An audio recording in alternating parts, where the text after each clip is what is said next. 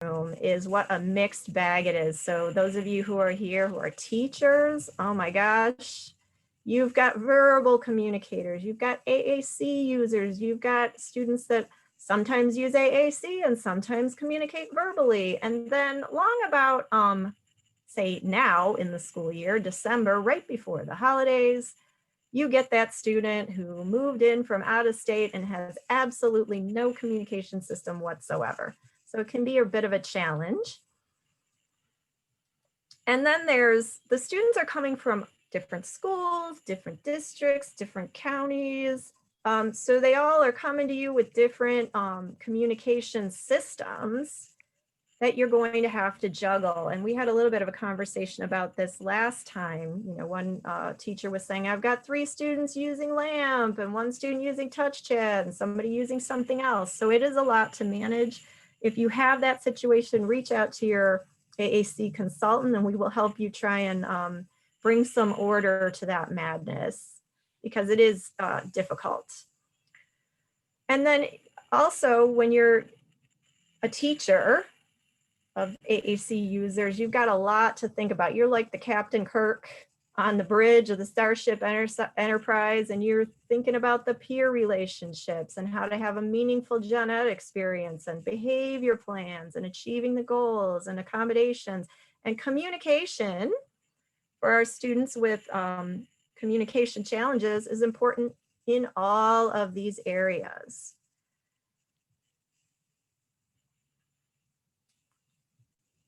And then there's the myth, and I'm going to just out myself as saying I have said this. It was a long, long time ago when I was ignorant about AAC. You know, if they haven't gotten it by now, meaning it being communication, they're not going to get it. And I have had to eat those words over the years. The reality is that with the proper tools and instruction and practice, students can make gains in their communication skills well into adulthood. And I, having worked with the post-high population, became fully aware of how much progress and growth can be made in the 20s and beyond. And I know myself, my communication skills have improved as I've gotten older and wiser. So why would I think that our students are kind of locked in by the time they're 17 or 18? Doesn't make sense. So when we talk about this age group, even starting as young as, say, 6th grade, we start to want to work on functional skills. So let's think about those 2 words for a second. And what I'd like you to do is open up the chat, and that's kind of hover down at the bottom of your screen and grab that speech bubble. And if you're on a tablet, it might be, you might have to tap the top of your screen. And what I want you to do is to put in the chat what kinds of things you think of when you think of functional skills. So I'm going to give you about a minute to think about that.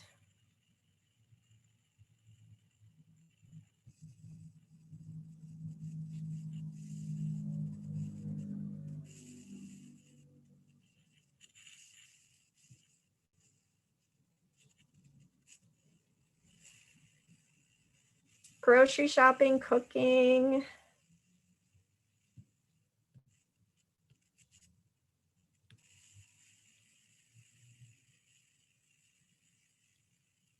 Literacy, thank you, Jen.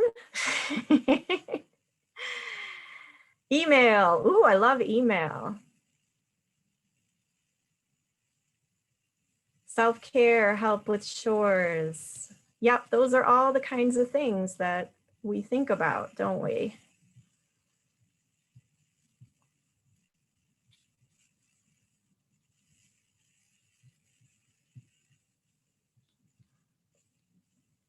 So those are all definitely things that we think about. But what I saw a lot of times in the high school classrooms were these things.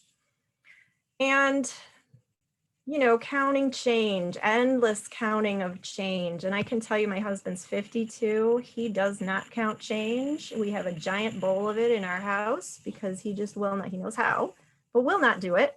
And using an analog clock, I would guess that there's a lot of high school neurotypical students that struggle with this, struggle with, telling time on an analog clock because they've got their phone that has the digital time with them all the time. Calendar and weather, some of our groups are still doing calendar and weather at this age. And if you've ever seen high school students and how they dress during December, if we were face to face right now, you'd have a good chunk of students in flip-flops and shorts, even though there was snow on the ground. So we have to think about, in comparison to our peers, do we still need to cover this stuff? Can we reference a calendar? Yes, Wednesday is pizza day, or Friday we're having a quiz, but we don't teach it. We don't do yesterday was and tomorrow is at the high school level. There's a lot of sorting tasks, and I would caution you, before you get really into this with your students, talk to your community agencies about what you are preparing students for, because many of the agencies are moving away from sheltered workshop kinds of settings. So you want to make sure that you're teaching our students things that are going to move them towards whatever goal they have for the future. And last, and housekeeping. We used to do some housekeeping sorts of tasks when I was working in an ASD classroom. And what we found was that our ASD students were far superior at doing these tasks than their gen ed typical peers. So they did not really need to work on these skills because they were way ahead of their peers in being able to load a dishwasher and wash some dishes and things like that. And I left, last but not least, safety signs. Oh my God, do I dislike the safety signs curriculum. There is a place for this for certain students who are out and about in community and have the communication skills and judgment skills to be out and about on their own. They may need some of this information. But if you are not going anywhere by yourself yet, then you probably don't need to be working on this real hard. So let's look at a definition of functional skills. Last year when Karen Erickson was here, I asked her this question: is there a good definition? And she sent us an article that was by Penny Hatch. She did it for the AbleNet newsletter. And Penny Hatch quoted, had this quote in there from these authors here from 1979. Actions that would need to be performed by another person if the person with disabilities were unable to do them. So that's going to be dramatically different depending on the student that's in front of you. So I would say, rather than to have a blanket definition of functional skills, we really want to be more targeted to what's functional for our individual students. And this is one of my favorite things. This is from a presentation that Erin Sheldon did, and I'm going to go out of presentation mode for a minute. She talked about Maslow's hierarchy of needs, and these are human needs, right? You have your physiological needs, your food, your shelter, your healthcare. You need security, real and perceived safety and security, a sense of belonging, friendships, self-esteem, and that's the, that pride, confidence, knowledge and learning, self-actualization, which is kind of determining your own future, and transcendence is, kind of giving back to the world outside of yourself. And if we think about these tasks that we just talked about, a lot of them sort of fit right over in here. We got our weather, that goes over here. Counting change.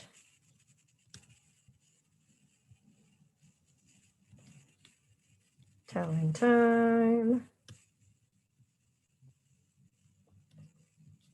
Road signs, maybe that's a safety security thing. I mean, you could sort these in a couple of different ways, but overall, most of them are clustered in this area of need. So we're only hitting 2 areas of human need. And we know that our students have met, so we're missing out on 4 other things, 4 other areas that they're going to need skill building in. So we don't want to do that. So let's add some communication functions to these areas of need.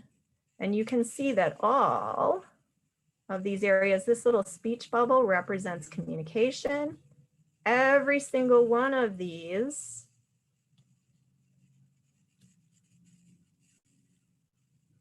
requires communication.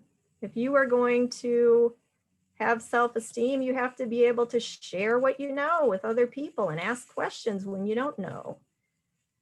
If you're going to be self-actualized and have autonomy, you need to be able to make decisions for yourself. And if you are going to have transcendence, you need to be able to make a contribution. You need good language skills, good communication skills for all of those.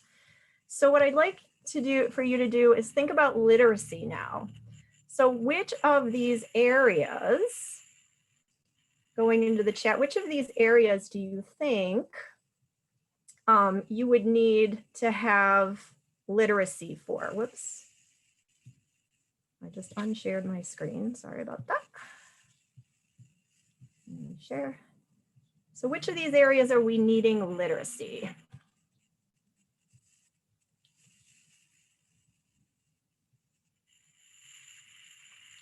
And so who's monitoring the chat? Stacy, is that you?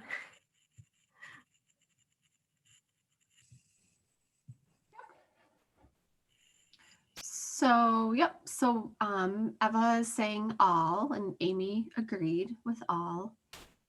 Jen says belonging makes me think of the use of social media. Definitely requires literacy. Yeah, absolutely. Melissa says I agree with all of them. Oh, and that's kind of, you see, it's no accident that I made a little book literacy icon for all of them, because they really do all need it. So if we are going to, let me go back to my, so let's think again about our functional, before we think again, let's look at the reverse of Maslow's hierarchy. If we do not help our students develop the skills that they need, what's going to happen? Their basic needs are going to go unmet. They're going to be unsafe and vulnerable to physical assault, sexual assault, neglect. They're going to be isolated and lonely. They're going to be ignorant and locked in. They're going to have no autonomy and make no contributions. And if that doesn't make your blood run cold, I don't know what does. This scares me. And our students at the high school and post-high school level, we need to get this as good as it's going to get, because they are starting to go out into the world and be cared for by people that are not their family. So they really do need the best communication skills that they can get. So what is going to give us the most bang for our buck? Literacy and communication. So anytime that you can improve the literacy and communication skills of your students, spend your time on that. Spend the most time on that. So how can we do that?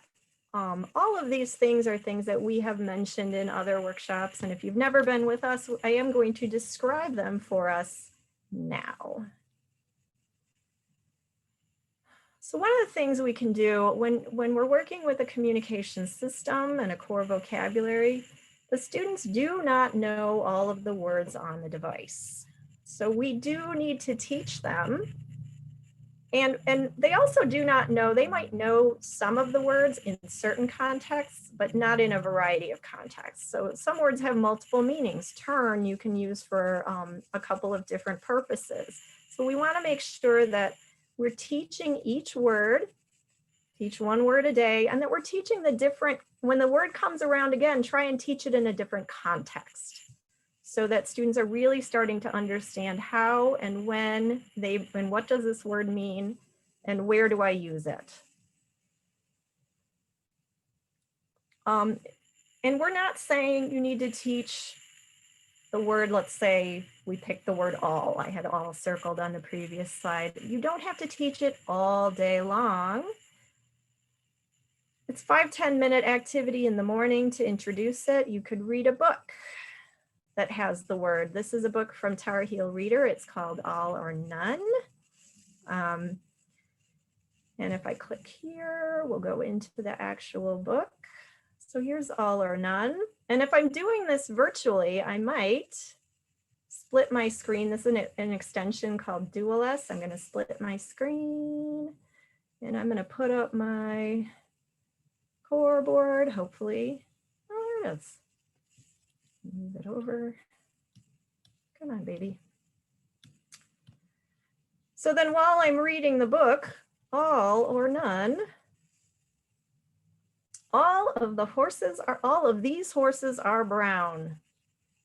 I can go over here. These are all brown. None of these horses are brown. These horses are not brown. So that's just a way that you can work virtually with one of these books. Whoop. Let me switch back, go full screen. I did practice this, but it's not going seamlessly. So you do not have to search high and low through Tar Heel Reader to find these books. I've created it all for you. There should be at least one book for each core word of the 66 that we've identified through at Oakland Schools. So you just click on the file and it's going to open up and show you, oh, this one has 2 books. And I am starting to also put the link to the Tar Heel Reader, the actual web address for the book so that you have that. These are PowerPoint books that you can download, print out, do what you want with. So that's a really simple way. It's all done for you. You just go and grab one in the morning and go to town. Another thing that you can do is do like a song or a music video that has the core word in it. And I used to do this all the time. This is my core vocabulary songs for young adults. And I've shared with you in the note catcher, you can get a copy of this and then you can take out, if you don't like the songs that are in it, you can link to other songs that you prefer. I will warn you that despite my best efforts, every time I open this up and pick a song, I find another song that has a swear word in it. So please preview, if you use this board, please preview the entire song before you play it in class, especially now that everybody's at home. So when you click all, because you know I'm all about that bass, no? You get Meghan Trainor's All About the Bass. I did have the actual video in there, which is really cute, but it also had some swear words in it, so I took it out. So that, again, this is another simple, quick way that you can introduce a core word and have some fun. After you've introduced the word with some kind of engaging activity, the other thing I like to do with all is I had this giant container of jelly beans that my husband bought at Costco, and I was trying to get rid of them. So I would take a little plastic cup and scoop up some jelly beans, and I would say to the students, you want all or some jelly beans? And if they said all, I dumped out the entire cup onto their desk, and if they said some, I gave them just a couple. So they learned pretty quickly what those 2 words meant. So that's another, kind of real life activity. It does not work if your students do not eat. If they're tube fed, we'll have to come up with something else. So then you want to just kind of focus on that word throughout the day. Do a little brainstorming. These cookies are all finished. You ate all of your lunch. Are you all ready to go home? Are you all looking up here? And then my favorite way to do it is attendance. We are not all here today. Some are absent. We got one person didn't show up. So that's just another simple way to work on a core word of the day. And this is not an imitation task. We want to inspire, don't require. So you don't need to make them say all. That is not part of the deal. We are just modeling it for them. If they say it, that's icing on the cake. Another great activity to build literacy and communication is this shared reading activity. And this is comes from Project Core. And really what it is it's a way to have an interaction around a book. So kind of like book club. And what you do is you read the book, read each page of the book. Here's the title, Dinosaur Bones. And then you're going to make a comment about that book. Let me click on here. And this is Tar Heel Shared Reader that we're going to go to right now.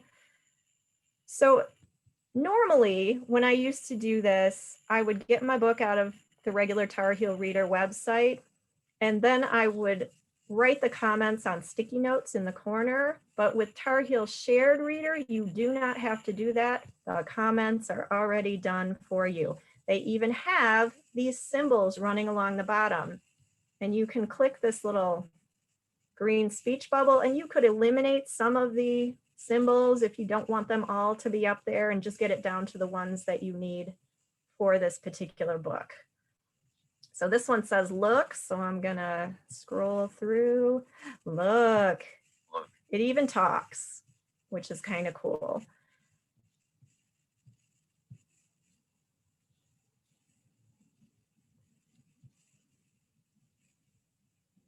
So the benefits of shared reading is that it improves language, communication, and interaction. That sounds like some of Maslow's human needs.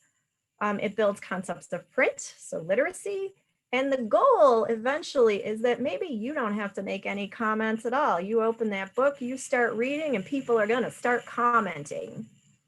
And that's where you ultimately want it to go. It becomes more like a discussion rather than a teacher-led activity. And these are independent comments you want them to be making. They are not repeating what you say. And then there's predictable chart rating. This is another literacy structure from Project Core. And I would recommend that before you engage in this process that you watch the module. And if you go to their website, and this is all in the note catcher,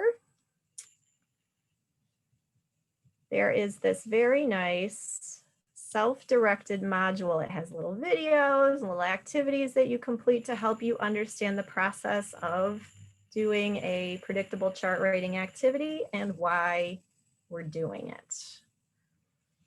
So, and we've all seen these. This is a good way to start to work on core words and literacy at the same time. So what I did with this one, because we're all virtual this month, is I made this little, and I just threw this together the other day. So I'm not saying it is the best thing since sliced bread, but it is something that you can take, you can make a copy of it, change it however you want, improve upon it, and let me know how you improved upon it, because I just had this idea and I put it together. So if you were going to do, let's say your topic is things that go, here's the learning module in case you want to use this and you want to teach yourself how to do a predictable chart rating activity. The first thing you do as the teacher is you write the chart.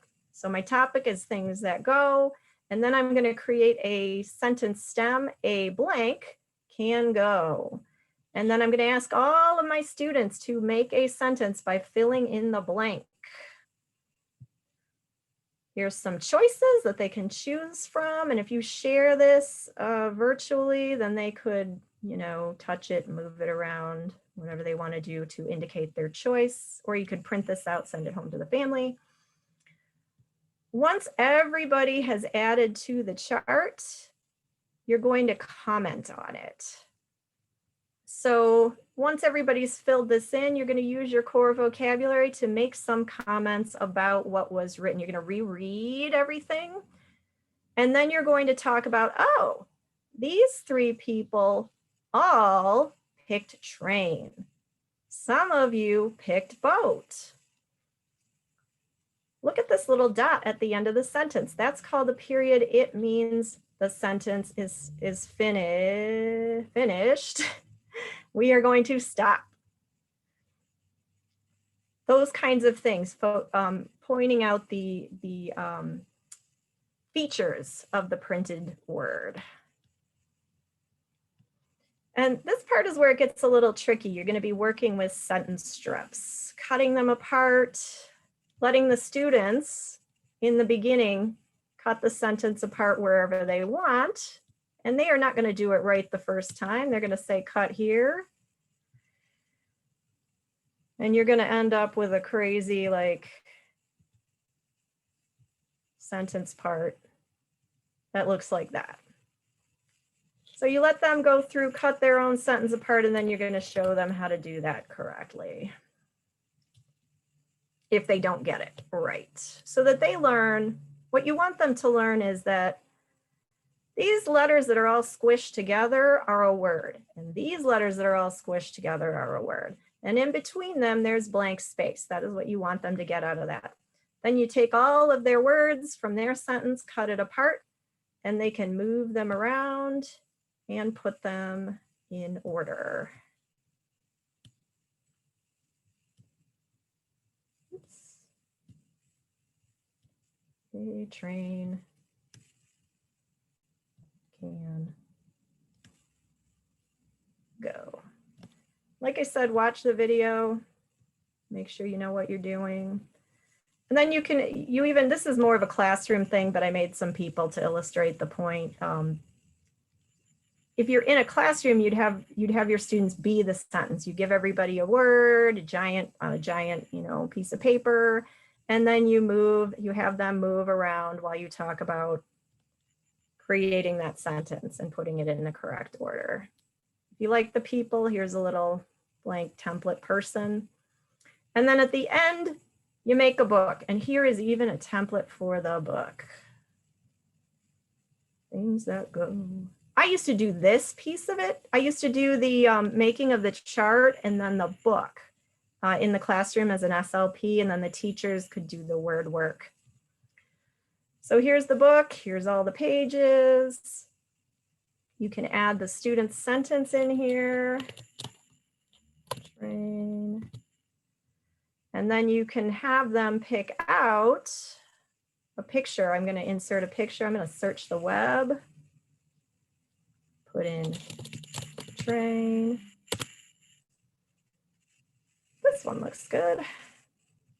Insert.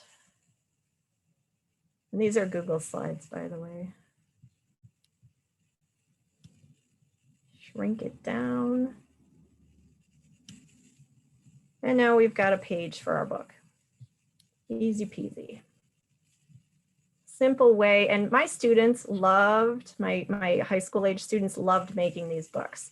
And you can print them out and read them again and again and use them for your core word of the day, perhaps next time one of those words comes up. And the benefits of predictable chart writing, it builds communication, concepts about print, word ID, capitalization, and punctuation. So again, going back to those needs that our students have as they become adults. So these kind of activities take a lot of time. If you do the predictable chart writing module, it takes a fair amount of time. You can do one chunk of it a day, and it takes about 5 days to get it done. Or you can do, 2 parts of it in one day, a couple of parts the next. You break it up however you want. But in order to add all these activities, what are you going to take away? And I would say you can take away some of those activities we talked about in the beginning, or really target those to students who specifically need them. You can also remove file folder activities in lieu of instruction. File folder activities are fine for, mastery or reviewing content that the student already knows, but nobody's going to learn community skills from a file folder. Get real. Bingo as an instructional activity. Now, I like bingo as much as the next person, but it doesn't, the only thing instructional about bingo is matching. So if you have a student that's working on matching, sure, bingo would be a great matching activity. But if you want the student to learn the core word who, just because you held up the word who and they matched it on their board does not mean that they know what the word who means or how to use it expressively. So have fun with your bingo and do it, you know, do it as a leisure activity, but don't pretend that you're teaching anybody anything, because you're not. You can also give up hand over hand prompting. These activities are designed to be open where the students may say something unexpected. That way, you're not having that prompt dependency develop that you have to then eventually undo. And try and eliminate making every task an imitation task or a copying task. The goal is not to make a parrot, the goal is to make a person. And while parrots, it's cool that they talk, they are not very good conversationalists. So we want our students to actually be able to converse with us. They're not going to get there that way. So if you have any questions, you can put them in the chat. You can just call out my name and